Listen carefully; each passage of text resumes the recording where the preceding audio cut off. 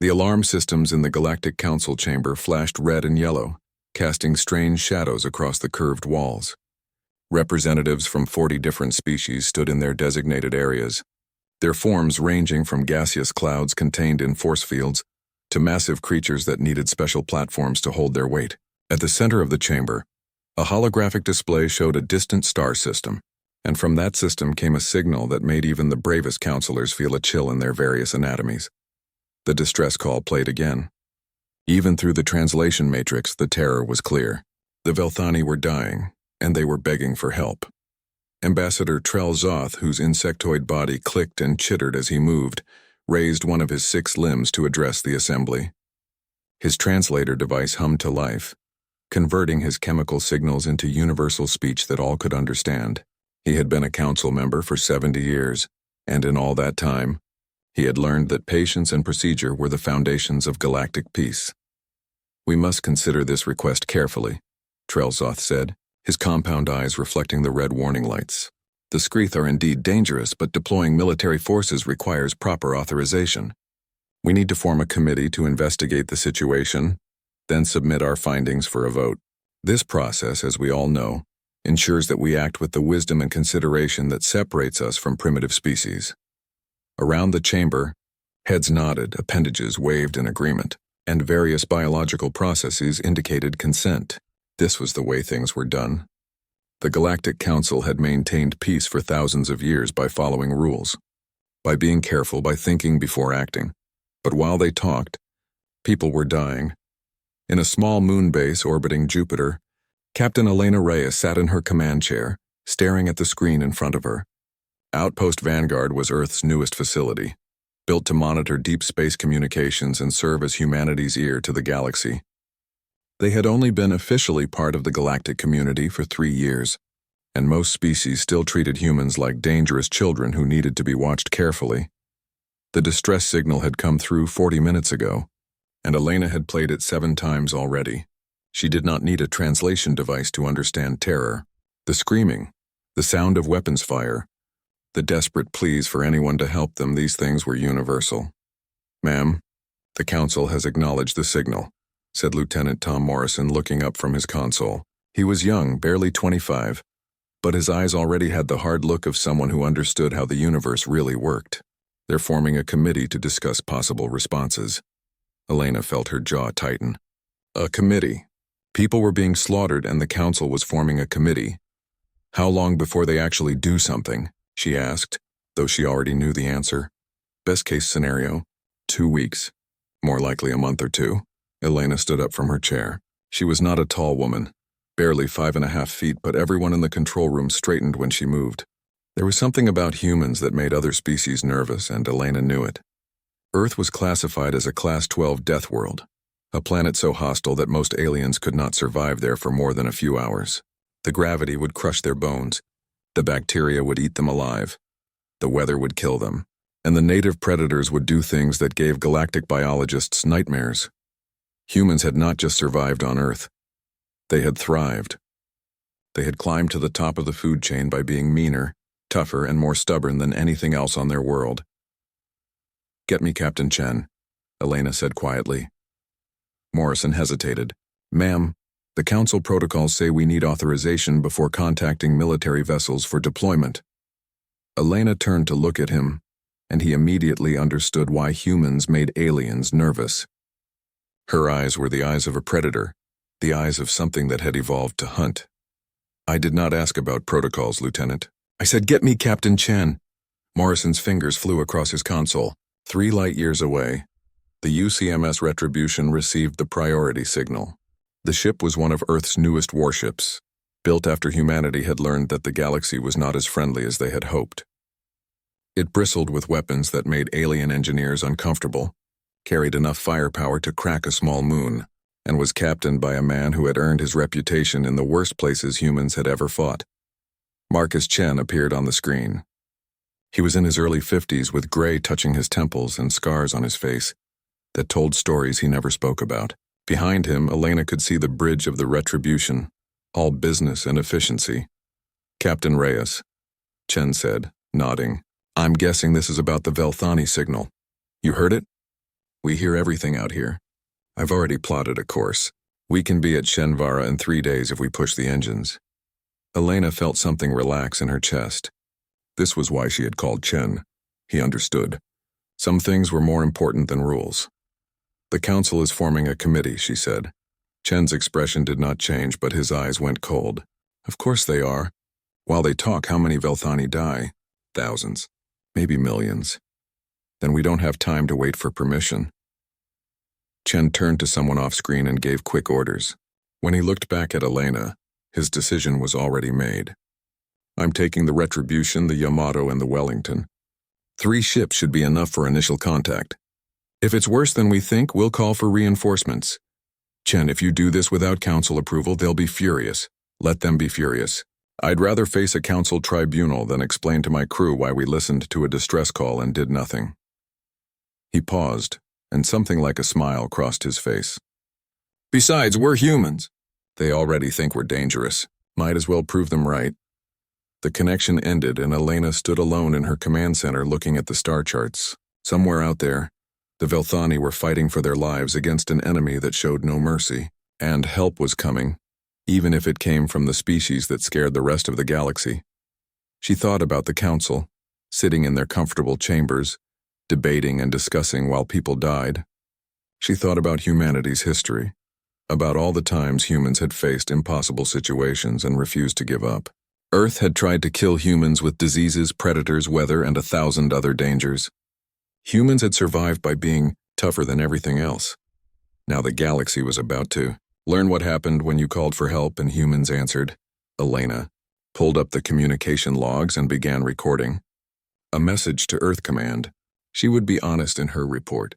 She had authorized military action without council approval. She had violated probably a dozen different protocols and treaties. There would be consequences, but somewhere in the Shenvara system people were dying and Captain Marcus Chen was on his way to save them. Whatever happened next, Elena knew she had made the right choice. Because that was what humans did. They heard someone cry for help and they came running, guns loaded and ready to fight. The galaxy was about to learn a very important lesson about Deathworlders. The UCMS Retribution dropped out of faster-than-light travel at the edge of the Shenvara system, and what appeared on their sensors made the entire bridge crew go silent. Captain Marcus Chen stood with his hands behind his back, staring at the main display screen. He had fought in 3 wars before humanity reached the stars, had seen cities burn and battlefields covered with the dead. He thought he had seen the worst that violence could offer. He was wrong. Half of Shenvara's surface was gone, not destroyed but transformed. Where there should have been oceans and continents, there was now a writhing mass of organic material that pulsed and grew like a living cancer. Massive towers of bone and flesh reached up into the atmosphere, and between them millions of creatures moved in perfect coordination. "My God," whispered Lieutenant Sarah Park, the tactical officer. Her hands were shaking as she tried to make sense of the sensor readings. "Sir, the biomass down there registers at least 3 billion individual Scraith organisms, and they're still multiplying." Chen's jaw tightened. 3 billion. The Retribution carried a crew of 800. The Yamato and Wellington, flanking them in formation, had similar numbers. Less than 3,000 humans against 3 billion hostile aliens. Any sane species would have turned around and left. "Open a channel to the planet's surface," Chen ordered. "Broadcast on all frequencies. If there are any Velthani survivors, I want to talk to them." It took 3 minutes before they got a response. The signal was weak, scrambled, but the translation software managed to make sense of it. A face appeared on the screen, and Chen had to work hard not to show his shock.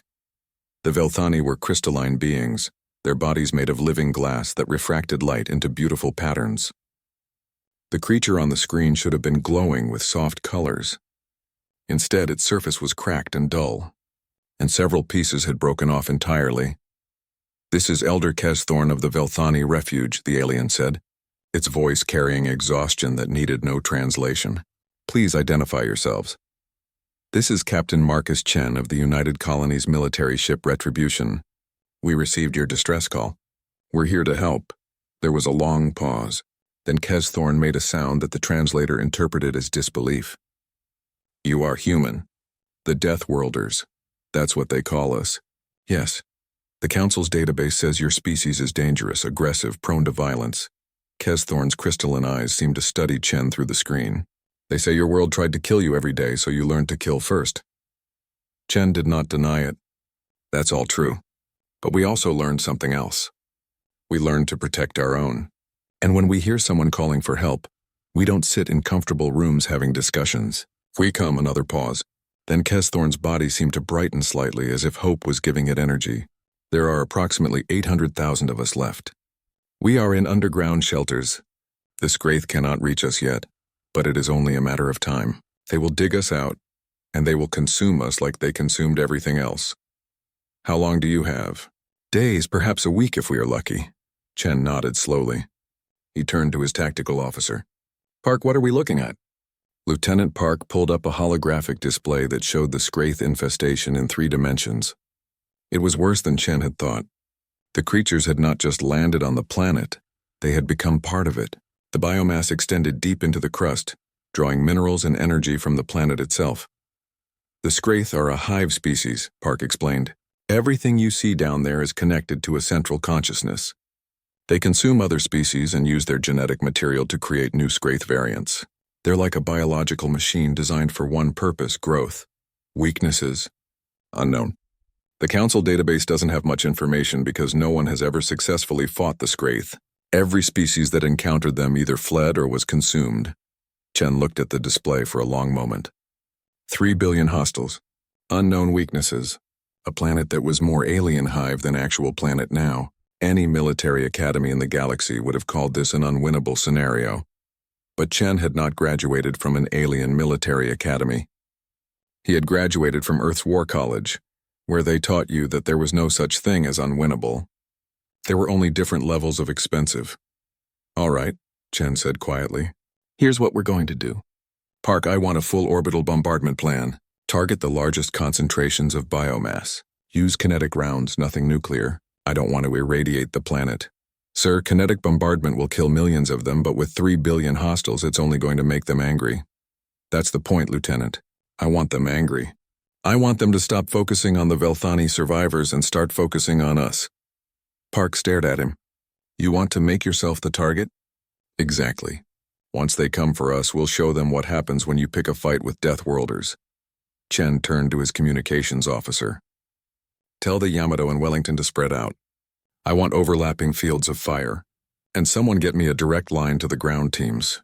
We're going to need Marines down there.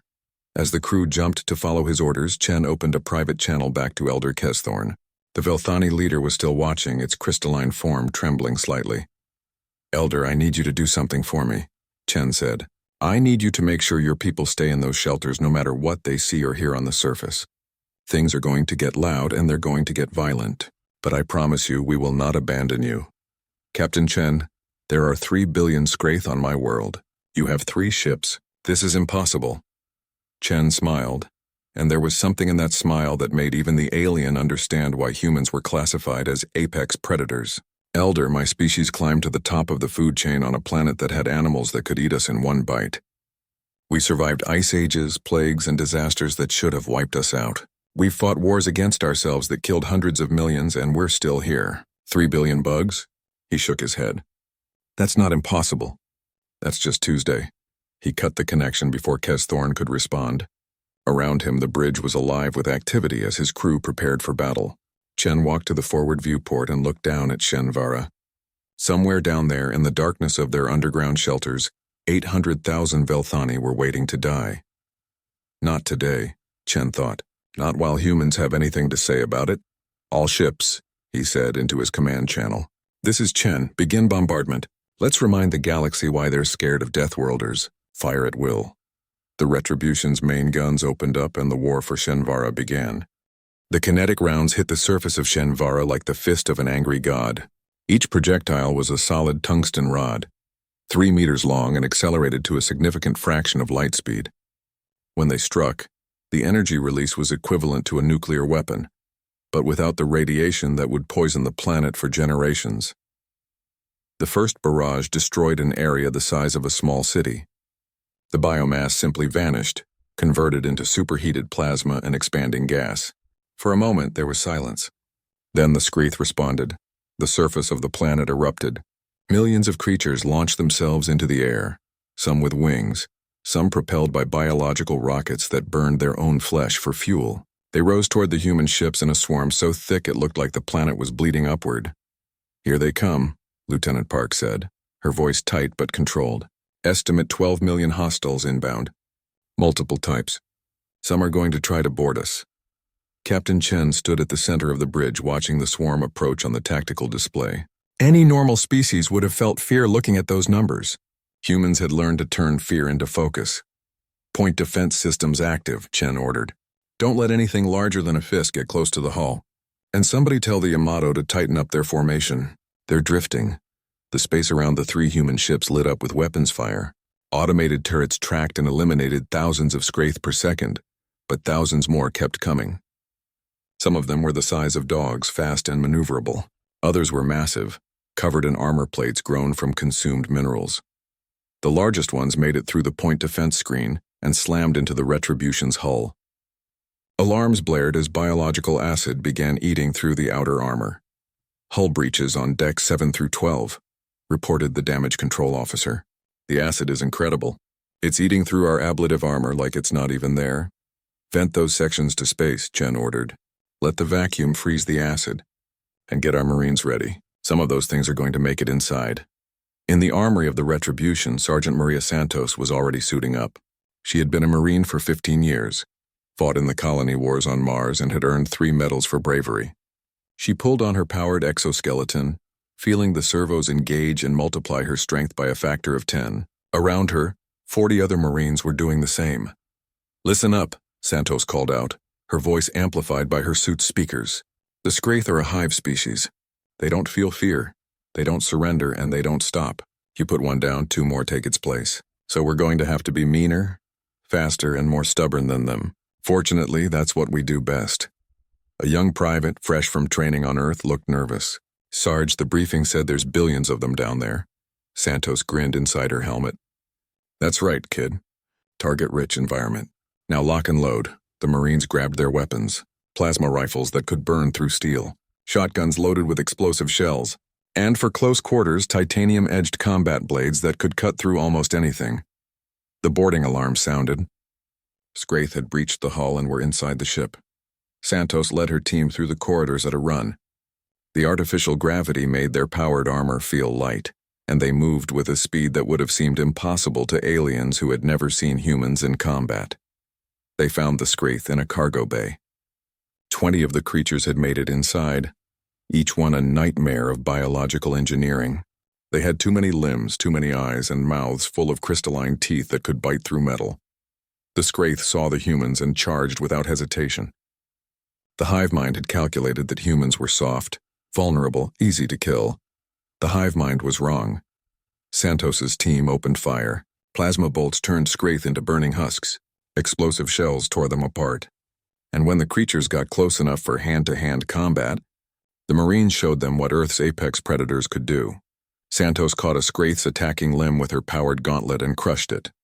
The creature screamed, a sound that was part organic, part mechanical. She drove her combat blade into what she hoped was its brain, and the Scraith went limp. "That's one," she muttered, pulling her blade free and turning to the next target. The fight lasted 3 minutes. When it was over, all 20 Scraith were dead, and the Marines had only minor injuries. "Cargo bay secured," Santos reported to the bridge. "They're tough, but nothing we can't handle."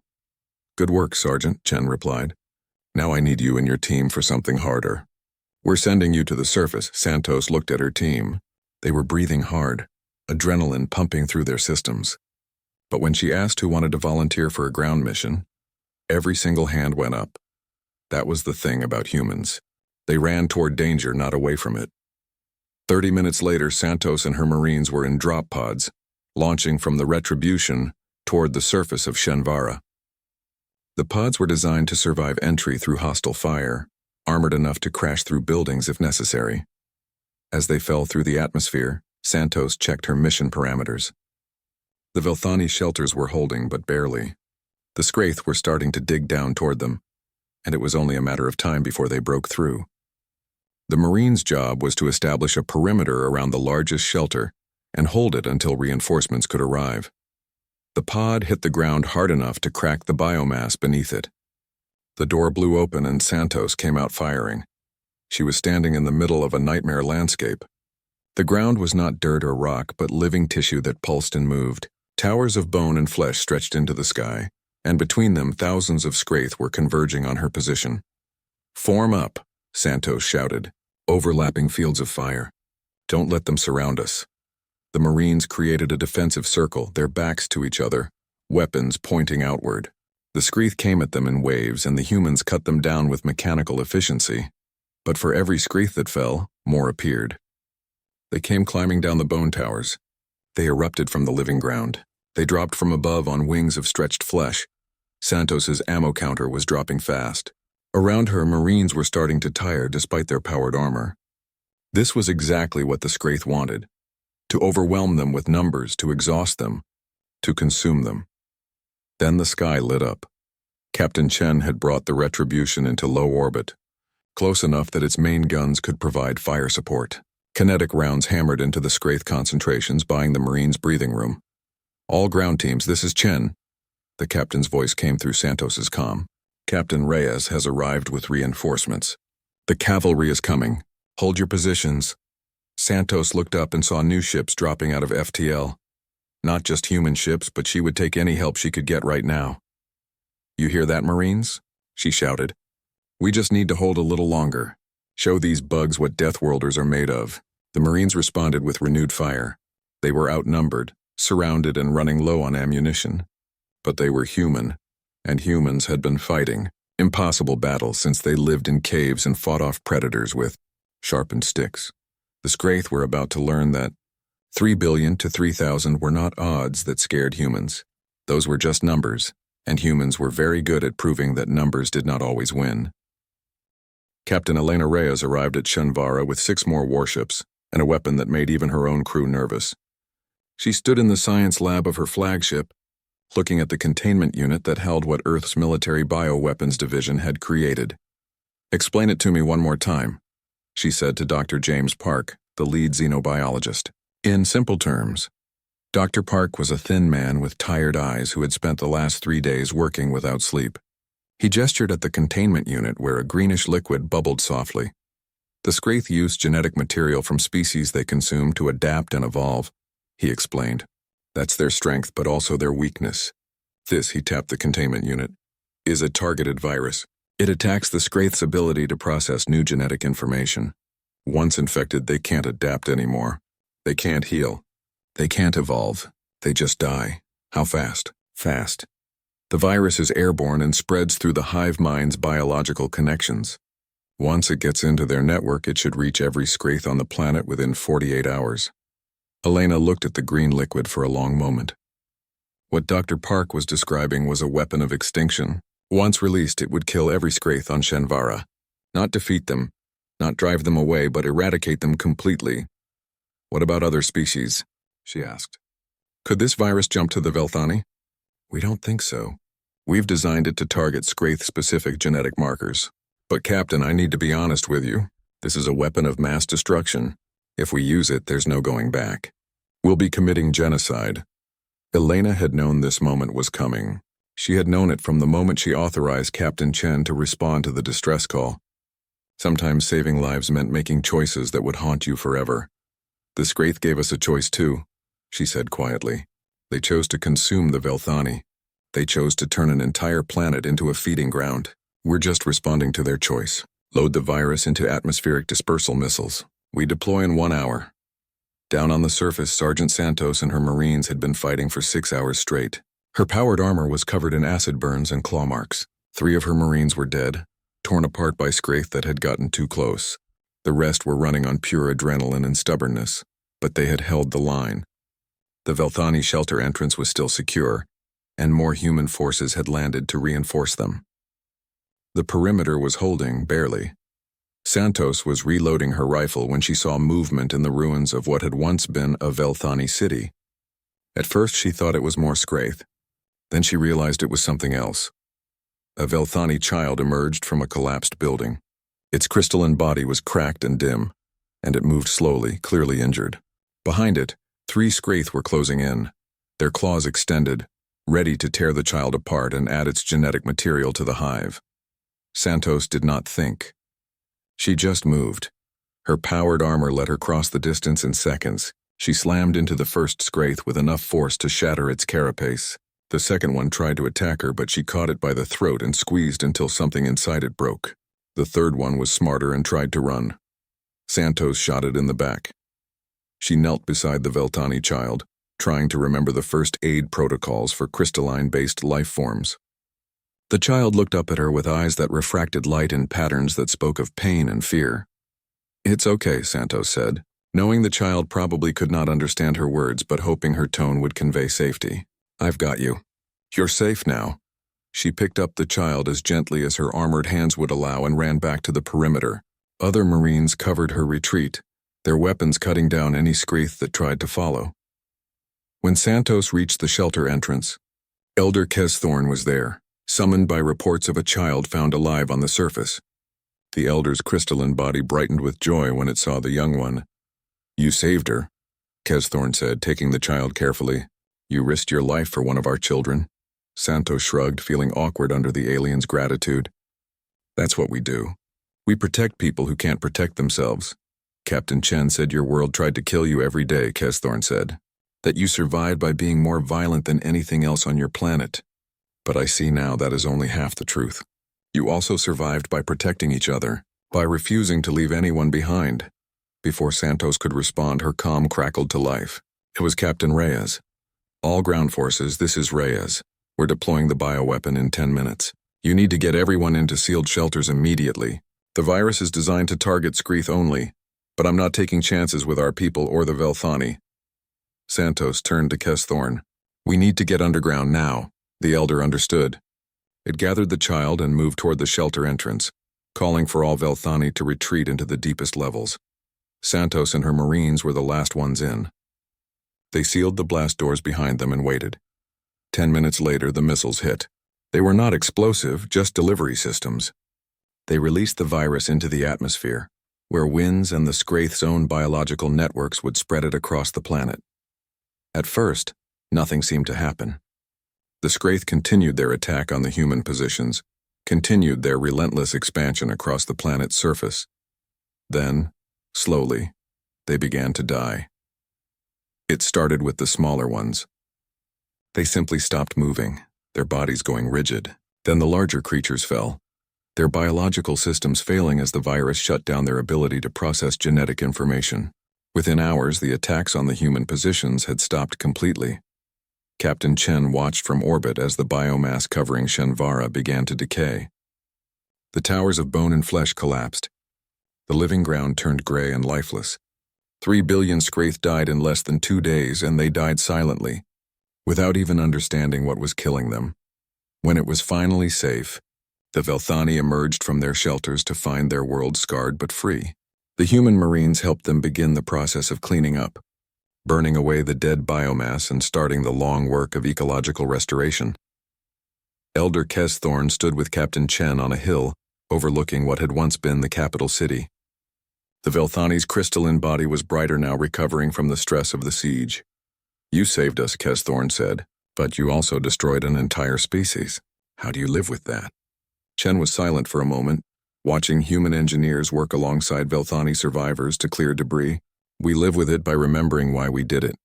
The Scraith gave us no choice.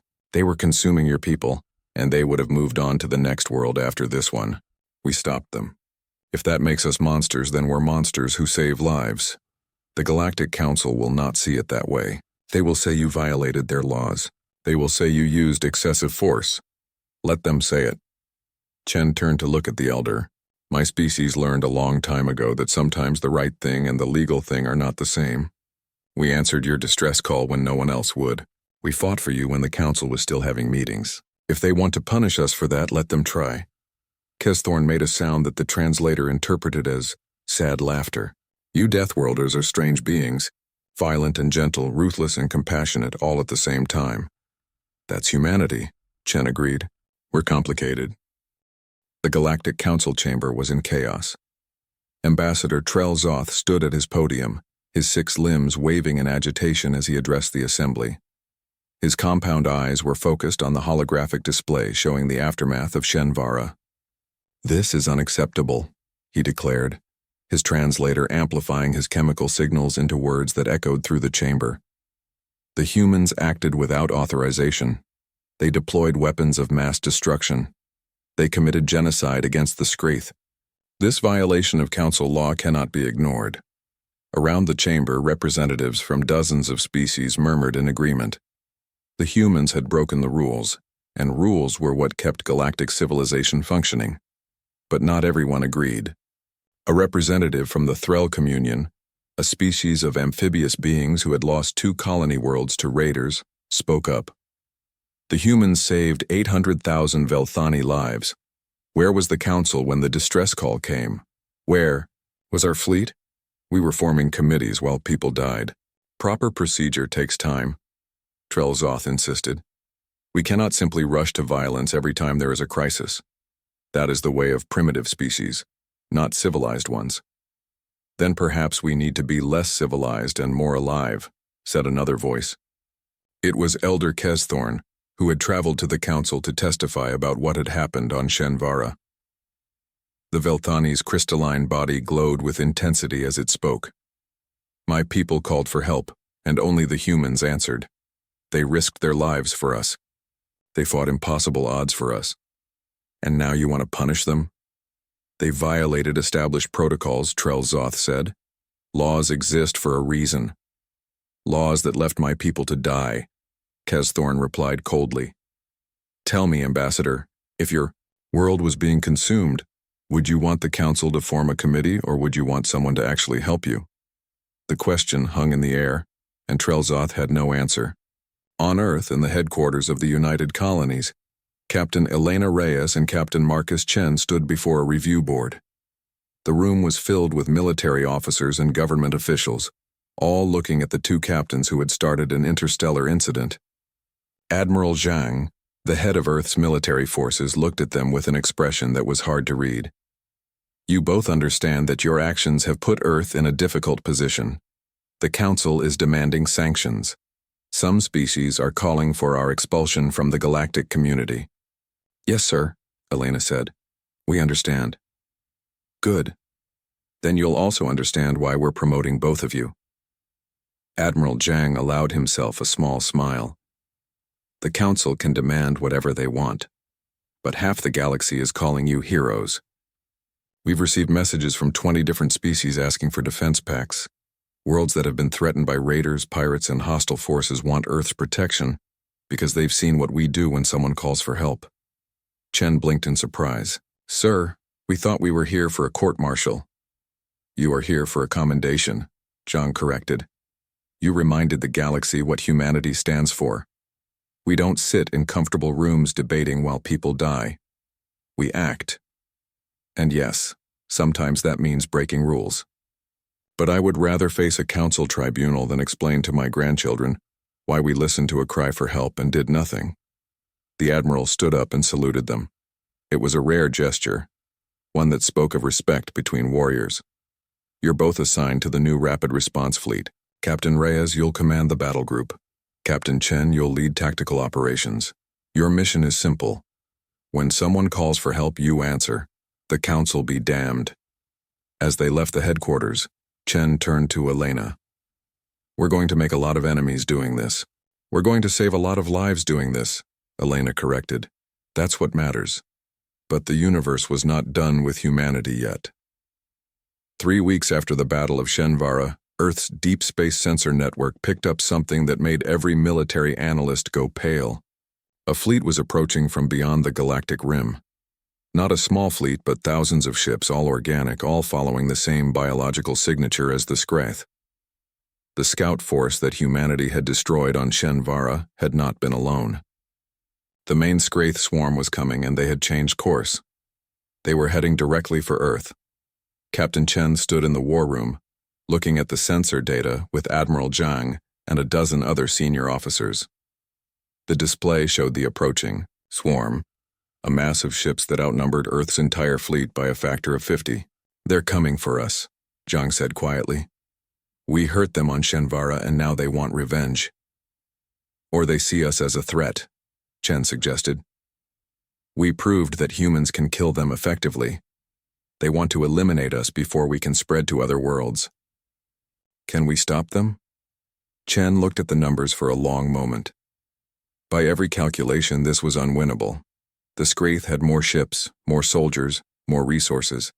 They could literally drown Earth in bodies. But Chen remembered something Sergeant Santos had said after the battle on Shenvara. She had been asked how she felt about being outnumbered. Her response had been simple. Just means they're all in range. We can stop them, Chen said. But we're going to need help. Elena was already working on that. She had sent messages to every species that had contacted Earth after Shenvara. The Threll Communion, the Velthani, the Krill Confederacy, and a dozen others. Species that had been ignored by the Council, that had faced threats alone, that understood what it meant to fight for survival. The responses came back quickly. They would help.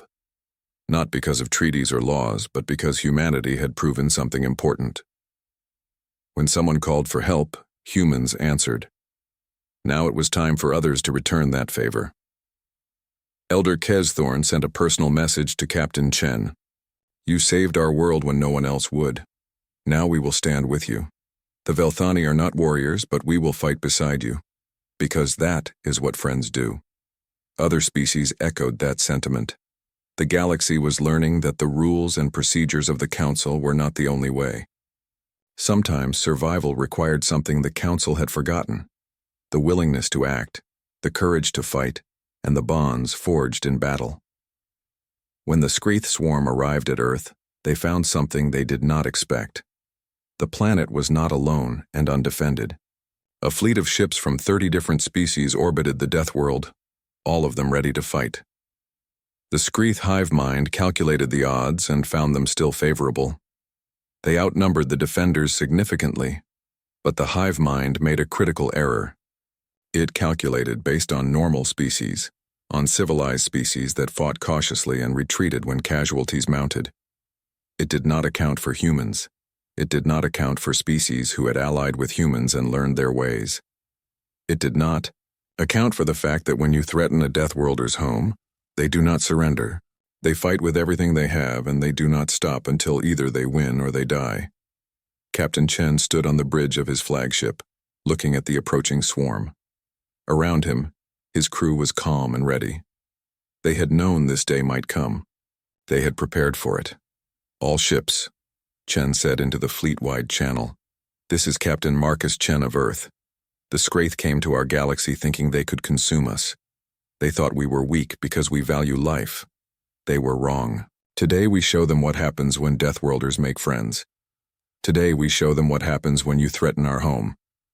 All ships, engage at will. The battle for Earth began, and the galaxy watched. The Council, sitting in their comfortable chambers, finally understood what they had missed. Rules and procedures were important, but they meant nothing if you were not willing to fight for them. Humanity had shown the galaxy a different way, not through conquest or domination, but through simple action. When someone called for help, you answered. When someone threatened innocence, you stopped them. And when someone threatened your home, you defended it with everything you had. The Scraith had come to destroy Earth. Instead, they found something that would change the galaxy forever. They found a species that refused to give up, refused to surrender, and refused to let others fight alone. They found Deathworlders. And the Deathworlders were done asking for permission to save lives. The war was just beginning, but one thing was already clear. The galaxy would never be the same. Humanity had arrived, and they had brought their values. With them, courage, loyalty, and the absolute refusal to abandon those who called for help. The Scraith would learn what that meant. The Council would learn what that meant. Everyone would learn what it meant when Deathworlders heard a cry for help and answered not with committees and debates, but with ships, soldiers, and the determination to fight until the job was done. The story of humanity's rise was being written in fire and blood across the stars, and it had only just begun.